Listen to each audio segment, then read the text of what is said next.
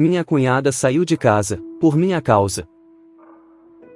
Se você é novo no canal e gosta de histórias, já inscreva-se, deixe seu like e ative as notificações. Oi pessoal do Reddit, aqui é mais um desabafo, porque terapia tá cara e o coração anda pesado. Me chamo Maurício, e o que vou contar aqui ainda me deixa sem chão.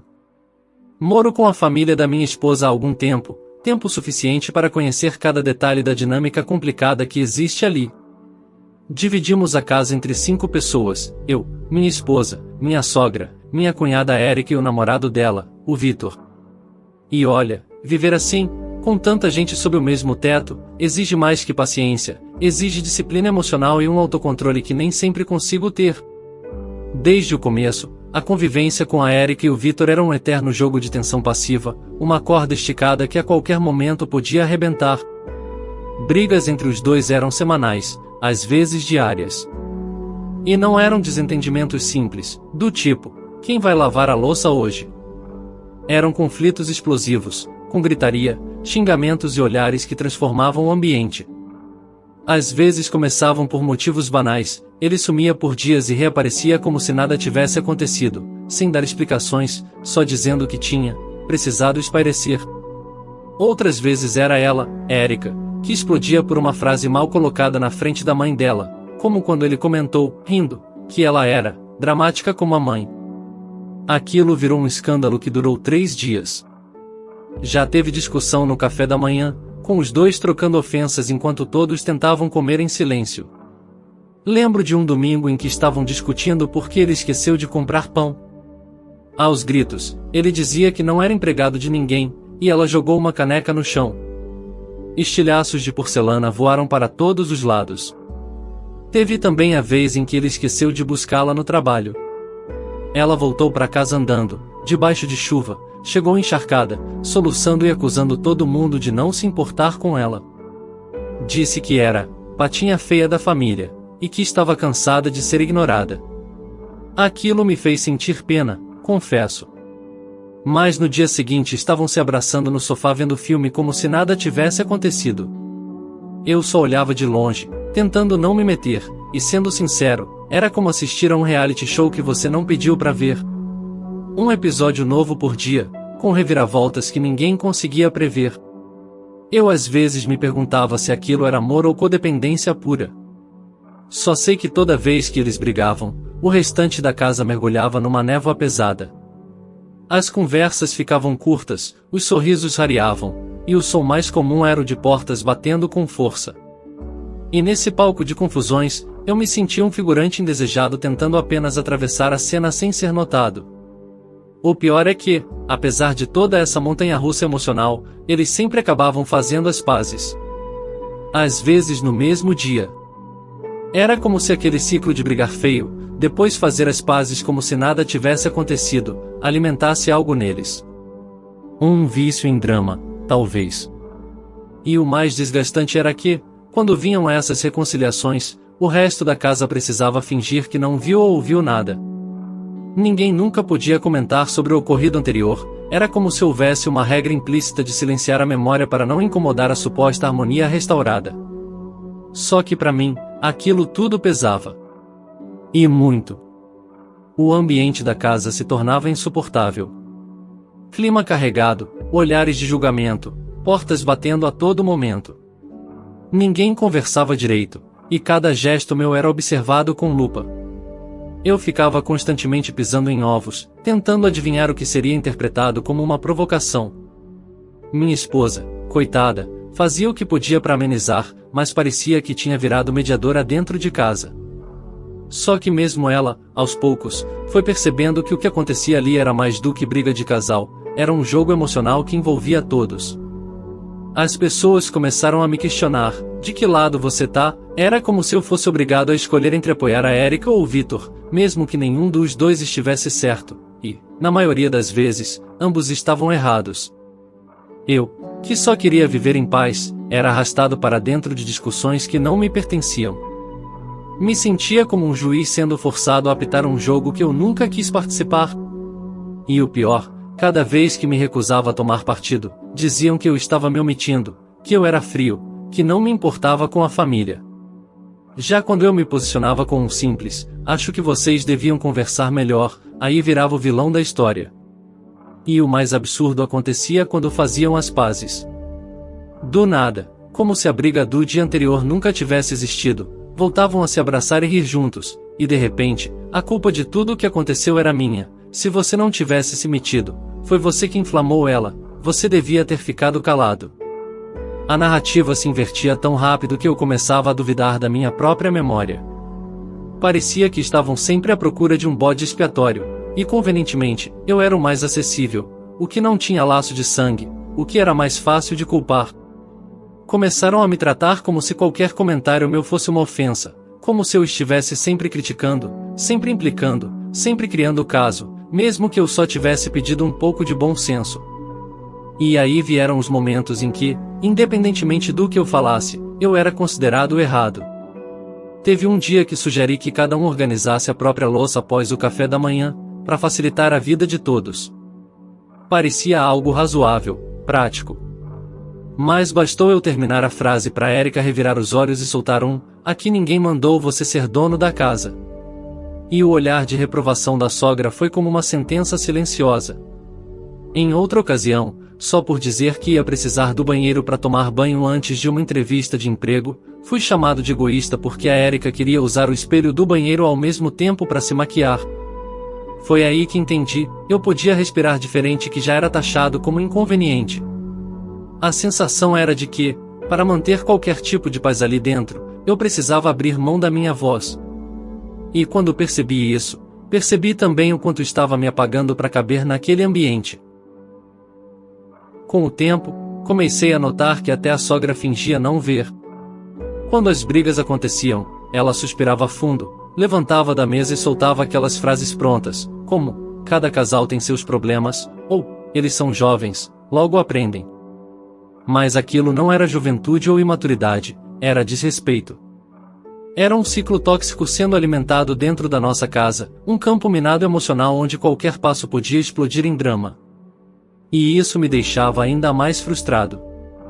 Porque enquanto todo mundo normalizava o absurdo, eu sentia que estava perdendo a sanidade. Eu via meus limites sendo atravessados diariamente, ao meu redor, os outros apenas se adaptavam ao caos. A sogra tratava as brigas como se fossem uma chuva de verão, barulhentas, mas passageiras. Eu, por outro lado, sentia que estava encharcado até os ossos. Comecei a ter crises de ansiedade caladas, com o peito apertado e a mente girando em círculos. Tinha dificuldade para dormir, acordava com dor no maxilar de tanto ranger os dentes. Cheguei a cogitar me afastar, procurar uma alternativa. Pensei em ir passar uns dias na casa de um amigo, em alugar um quarto em outro lugar, ou até dormir alguns dias no trabalho, qualquer coisa que me permitisse respirar longe daquele ambiente sufocante.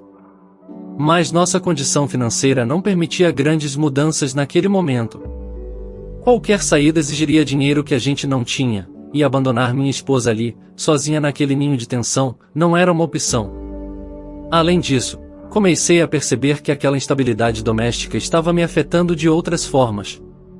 No trabalho, minha concentração caiu. Comecei a esquecer compromissos, perder prazos, a me sentir menos produtivo. Tinha dificuldade em manter o foco, pois minha mente ficava presa nas discussões da noite anterior ou antecipando as que poderiam acontecer a qualquer momento. E, pior ainda, eu comecei a carregar uma preocupação silenciosa. Se eu recebesse uma promoção, se começasse a ganhar mais, eu sentia que seria imediatamente cobrado por mais dentro de casa. Como se o fato de eu prosperar fosse automaticamente interpretado como: agora ele pode pagar mais contas, ele tem que ajudar mais que os outros. Era um ciclo injusto, que me deixava com medo até de ter sucesso. Então segui, engolindo sapos, tentando me convencer de que as coisas iam melhorar. Mas no fundo, eu já sabia, eu não precisava de mais força para aguentar, eu precisava de coragem para sair.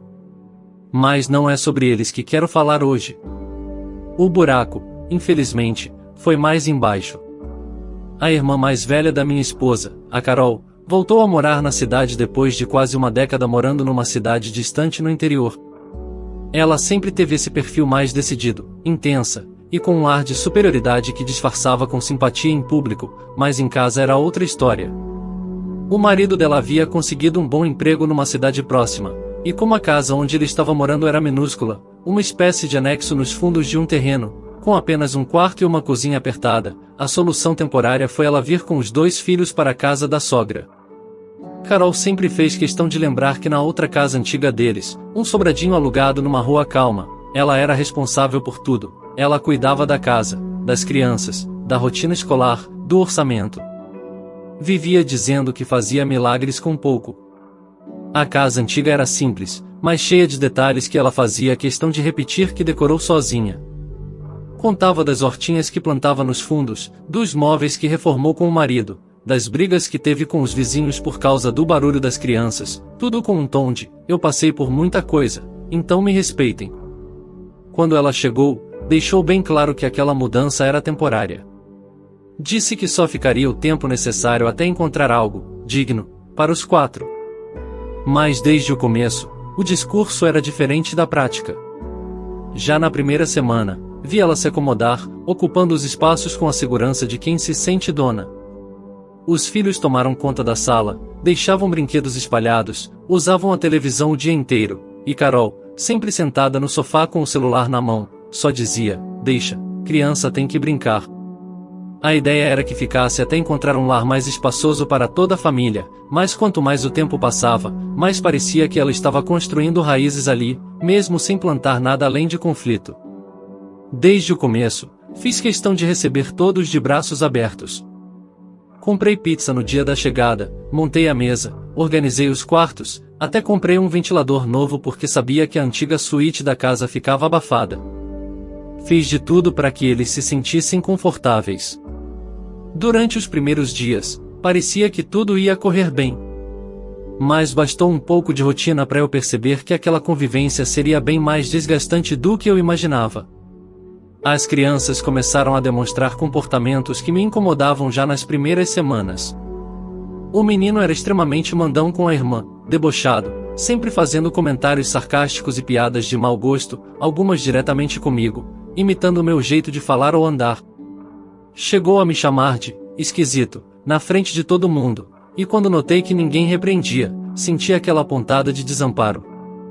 A menina, apesar de tímida, repetia as falas dele com um sorrisinho contido, como quem queria agradar para não virar o próximo alvo. O mais revoltante era a total conivência da Carol. Para ela, aquilo era só coisa de criança. Nunca chamava atenção, nunca impunha limites. Pelo contrário, muitas vezes ria junto, como se estivesse orgulhosa da esperteza dos filhos.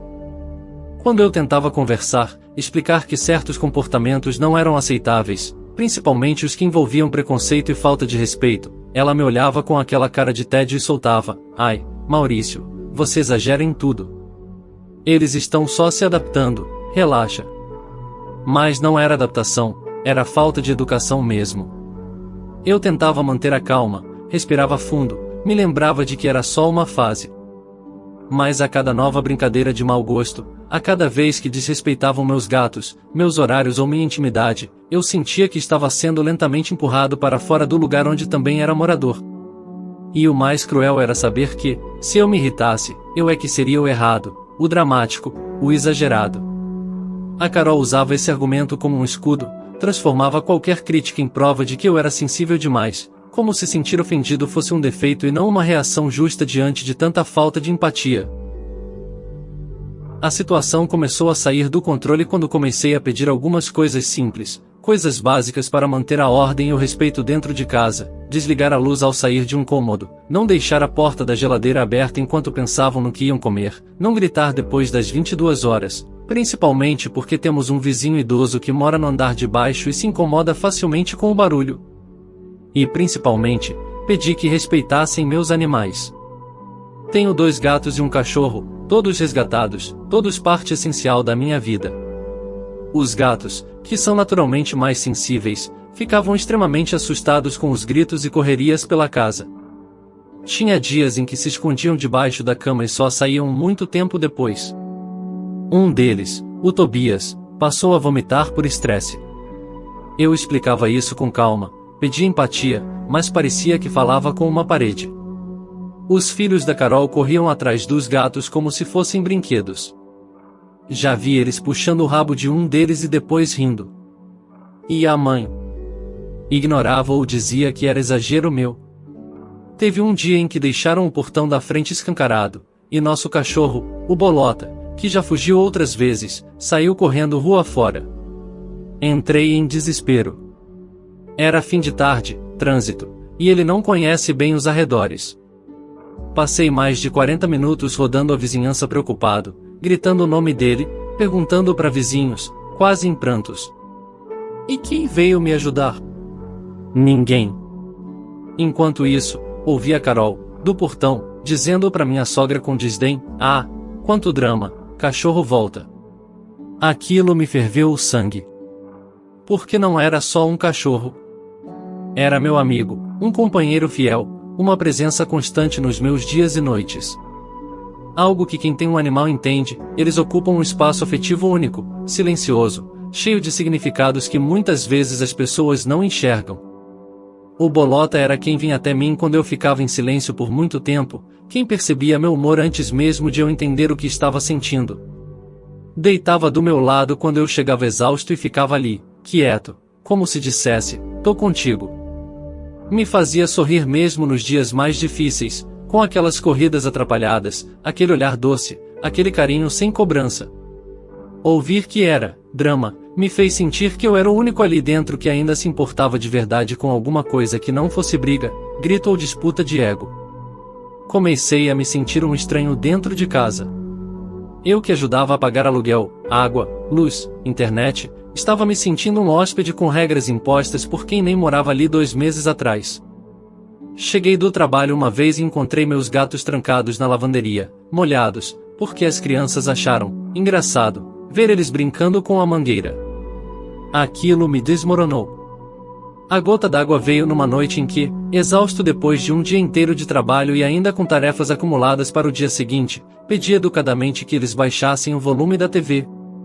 Era quase meia-noite, eu acordaria cedo, e ainda precisava acordar com disposição para uma reunião importante. Estava emocionalmente esgotado, e só queria um pouco de silêncio. O pedido, que poderia ter sido resolvido com um simples, claro, desculpa, foi recebido com uma grosseria absurda. A Carol virou o rosto com desdém e respondeu em um tom ríspido e alto: "Você vive mandando aqui como se fosse dono da casa. Aqui é da minha mãe." Naquele instante, parecia que o mundo parou por um segundo. Aquilo me travou por dentro. Não era só a frase em si, era tudo o que ela representava. Anulava completamente minha presença, minha contribuição, minha dignidade. Respirei fundo, tentando não elevar o tom, e respondi com toda a calma que consegui reunir, que todos moramos juntos, que dividimos as contas, os espaços, e que, acima de tudo, deveríamos respeitar uns aos outros. Que um pedido simples como aquele não era mandado, era um apelo por convivência saudável. Foi aí que ela explodiu. Como se tivesse acumulado dias, semanas, talvez meses de mágoa e tivesse decidido despejar tudo ali, em cima de mim. E a forma como explodiu, foi com raiva, com desprezo, como se eu não fosse ninguém. Como se minha presença ali fosse um incômodo, e não há de alguém que sustentava parte daquele teto. Foi o momento em que percebi, nada que eu fizesse seria suficiente para ser visto com respeito naquela casa. E naquele grito, ela não apenas aumentou o volume da TV, ela tentou me silenciar por completo. Gritou tanto que até os vizinhos devem ter escutado. Me chamou de fresca enjoada, disse que eu era um moleque, que nunca seria homem de verdade, que minha esposa merecia alguém melhor. Disse que eu não sabia nem andar de bicicleta, que só servia para cuidar de bicho. Que se eu quisesse resolver algo, podia chamar o marido dela, que era homem de verdade, com 1,80 de altura e mais de 100 quilos. E ainda completou: "Vamos ver se você sustenta essa sua pose quando ele estiver aqui." A discussão foi tão intensa que, por um momento, achei que ela ia me agredir. A proximidade, o tom de voz, o bafo de café quente, tudo me fez recuar. Eu só queria desaparecer. No dia seguinte, Carol acordou antes de todo mundo. Ainda nem tinha clareado direito o dia e já se ouvia o barulho seco de armários sendo abertos com força, sacolas sendo arrastadas pelo corredor, e o zíper das malas subindo e descendo como se gritassem junto com ela. O silêncio da casa, aquele silêncio tenso que ficou depois da discussão da noite anterior, foi sendo quebrado aos poucos por movimentos carregados de raiva. Eu estava na cozinha preparando um café, tentando organizar meus pensamentos, quando ela apareceu na porta. Os olhos vermelhos, o rosto cansado de tanto chorar ou de tanto gritar, era difícil dizer. Mas o olhar, aquele olhar era puro desprezo. Um desprezo frio, calculado, que me atravessou como uma lâmina. Você destruiu o ambiente, Maurício. Desde que chegou aqui, tudo ficou mais pesado, mais tenso. Você é manipulador, se faz de bonzinho e ninguém aguenta mais essa sua cara de santo. As palavras saíram como uma sentença, como se ela tivesse ensaiado cada sílaba. Não eram só acusações, eram condenações. E por mais que eu soubesse que não merecia aquilo, por mais que minha consciência estivesse limpa, foi impossível não me sentir esmagado. Aquela fala dela mexeu com camadas profundas, não só pela injustiça, mas porque vinha de alguém que eu, até pouco tempo atrás, chamava de família. De alguém que eu recebi com carinho, que eu ajudei, que eu defendi tantas vezes. E ouvir aquilo, daquele jeito, foi como levar um tapa na alma. Mas mesmo assim, permaneci em silêncio. Não por fraqueza, mas porque eu sabia que qualquer resposta naquele momento seria combustível para mais uma explosão. E eu não tinha mais energia. Eu só queria respirar. Foi como levar um tapa sem mão. As palavras foram cortantes, ditas com a intenção clara de me ferir. E mesmo assim, permaneci em silêncio. Não porque concordava, mas porque naquele momento, qualquer resposta só alimentaria ainda mais o que ela já tinha decidido acreditar. Ela saiu arrastando os filhos e as malas em direção ao portão. As crianças olhavam para trás em silêncio, como se não entendessem muito bem o que estava acontecendo. O rastro que Carol deixou foi mais do que físico, foi emocional. Ficou um vazio gelado no ar, um silêncio espesso que ninguém ousou preencher. As palavras ecoaram pela casa durante o resto do dia. Minha sogra, que até então tentava manter a neutralidade, me chamou para conversar. Disse, num tom contido, quase envergonhado, que entendia minha dor, que achava que Carol tinha exagerado. Ela é minha filha, mas não precisava ter falado assim. Mesmo assim, poucas horas depois, se arrumou, pegou a bolsa e saiu dizendo que iria visitar Carol. Ela está aqui por pouco tempo, e eu preciso ver os meninos. Eles não têm culpa. Era como se, mesmo reconhecendo o erro, ela ainda estivesse presa à obrigação de agradar a filha, ou talvez fosse só mais uma forma de evitar o conflito direto comigo. De qualquer forma, mais uma vez, eu fiquei sozinho dentro de uma casa onde todos haviam tomado seus lados em silêncio. Minha esposa, por sua vez, ficou entre a cruz e a espada. Visivelmente abalada, tentou justificar que a irmã era impulsiva, que dizia coisas que não queria dizer quando estava tomada pela raiva. Também disse que Carol sempre teve uma personalidade forte, que cresceu sendo aquela que liderava as irmãs, tomava decisões sozinha e raramente ouvia conselhos. Mas aos poucos, fui vendo que ela também estava cansada de defender o indefensável, de justificar atitudes que nem ela mesma conseguia entender. Em uma das nossas conversas mais difíceis, ela confessou que sentia vergonha do comportamento da irmã, e que estava envergonhada por não ter me defendido no momento em que eu mais precisava. Que doía ver alguém que ela amava machucar alguém que ela também amava, e que isso a deixava dividida por dentro. Foi um dos momentos mais sinceros que tivemos como casal. Aquela vulnerabilidade dela, o fato de assumir que também estava se quebrando por dentro, me tocou profundamente. Isso foi um alívio para mim, perceber que ela me via, que não estava fingindo que nada tinha acontecido. Foi a primeira fagulha de esperança em meio a tanto desgaste. Tivemos conversas longas nas noites seguintes. Choramos juntos, nos abraçamos em silêncio, repensamos planos. Decidimos que, por mais difícil que fosse financeiramente, estava na hora de procurarmos nosso próprio espaço. Um lugar só nosso, onde não precisássemos medir palavras, onde nossos animais fossem respeitados e onde o silêncio não fosse considerado um capricho. começamos a olhar casas pequenas, apartamentos simples, mas com a possibilidade de recomeçar do zero. Não é só sobre fugir do conflito, é sobre criar um lar com paz, um lar que acolha, que cure.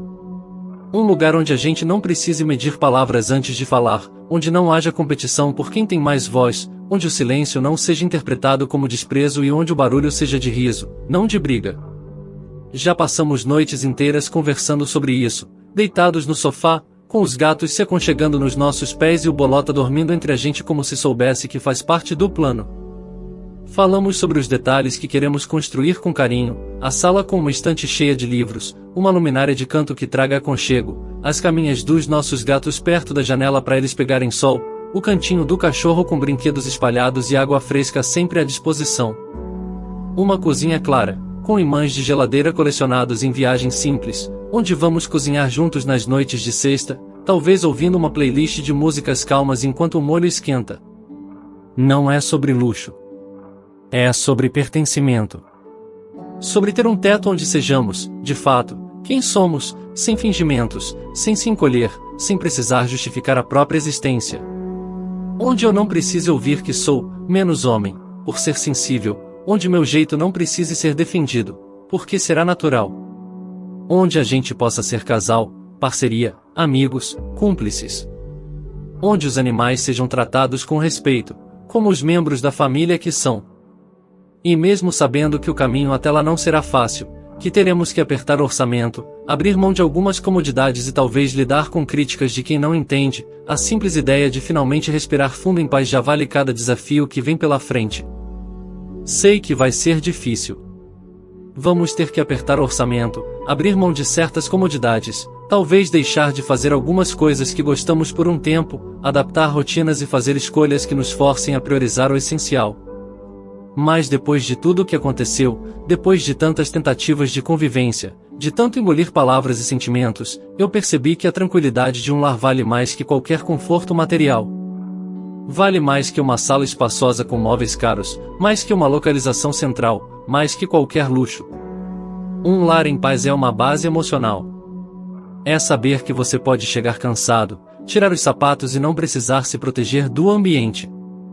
É ter liberdade de respirar sem que alguém interprete sua respiração como uma afronta. Hoje eu entendo com toda a clareza que não dá para insistir em agradar quem nunca vai te aceitar, só para manter aparências. Fingir estabilidade não é estabilidade. Forçar afeto não é amor. E ser gentil com quem constantemente te empurra para o fundo do poço não é virtude, é autossabotagem. A maior lição que ficou de tudo isso é que, às vezes, crescer significa sair de onde não te veem, para finalmente florescer onde você pode existir inteiro. Obrigado a quem leu até aqui. Esse texto pode ter saído longo, mas foi como respirar depois de prender o fôlego por meses. Talvez eu só precisasse de um canto, físico e emocional, para respirar em paz. E talvez, agora, isso esteja um pouco mais perto de acontecer. Comentário do curador.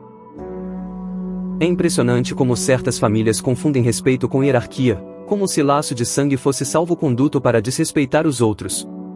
O Maurício claramente tentou manter a convivência pacífica, buscou diálogo, empatia e equilíbrio, mas foi massacrado por exigir o mínimo, consideração. Tudo o que ele queria era ser tratado com respeito no lugar onde também vivia, contribuía, cuidava e sonhava. Mas infelizmente, quando alguém não se encaixa no molde imposto pela tradição ou pelo preconceito, o que sobra é julgamento, deboche e silêncio cúmplice. É triste ver como o preconceito se disfarça de opinião, como o abuso emocional se esconde atrás da palavra personalidade forte, e como tantos se calam diante da injustiça só para manter as aparências de família unida. Maurício foi atacado por ser sensível, por cuidar, por falar com calma. E, ironicamente, quem mais o criticou foi quem menos ofereceu equilíbrio dentro daquela casa. No fim, quem tem empatia pelos animais, quem respeita os espaços e sentimentos dos outros, acaba sendo mais humano do que muitos que se dizem, de família. Porque ser família vai além de sobrenome, é sobre respeitar, ouvir, dividir e acolher. E nisso, Maurício deu uma aula que muita gente ainda precisa aprender. Eu espero, de verdade, que o Maurício consiga se mudar para um lugar melhor, e não só fisicamente, mas emocionalmente também. Que ele encontre um lar onde possa existir por inteiro, sem medo de ser quem é, sem precisar explicar seu afeto pelos animais, sua sensibilidade, ou seu jeito calmo de lidar com o mundo. Que ele e sua esposa possam reconstruir juntos um espaço de paz, carinho e cumplicidade, onde o amor não precise ser provado o tempo todo, mas esteja presente no dia a dia, nos pequenos gestos e na liberdade de simplesmente existir. Depois de tudo que ele enfrentou, ele merece mais do que um teto, merece descanso, acolhimento e leveza. E mais do que isso, acredito que quando ele finalmente estiver em um ambiente saudável, longe de julgamentos e pressões veladas, sua vida vai mudar completamente. A influência do meio é real, ela afeta nossa autoestima, nossa criatividade, nossa motivação. E um ambiente de respeito, silêncio e liberdade é combustível para o crescimento. Provavelmente, o Maurício vai evoluir profissionalmente assim que se libertar dessas amarras emocionais. Vai render mais, pensar com mais clareza, ter coragem de aceitar novos desafios. Porque quando a mente descansa, a alma floresce, e é aí que o sucesso encontra espaço para acontecer. Obrigado por assistir até aqui. Para mais histórias como esta, curta este vídeo, inscreva-se no meu canal e compartilhe nas redes sociais.